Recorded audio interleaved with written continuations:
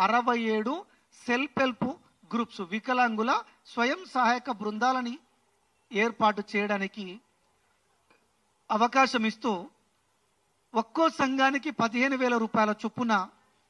3,55,00,000 రూపాయలని సంతకం చేశారు విడుదల చేస్తూ. మరో సంతకం వికలాంగులు వ్యక్తిగతంగా ఆర్థికంగా ఎదగాలి, వాళ్ళు చిన్న చిన్న వ్యాపారాలు చేసుకోవాలి, వ్యాపార రంగంలో వారు రాణించాలి, వారి కుటుంబాలను వారు పోషించుకోవాలి అనే బలమైన సంకల్పం తీసుకొని 5 కోట్ల రూపాయలు వికలాంగుల వ్యక్తిగత సహాయక రుణాలకి సబ్సిడీ రుణాల సంతకం చేశారు. ముఖ్యమంత్రి రేవంత్ రెడ్డి గారు ప్రమాణ స్వీకారం చేసిన వెంటనే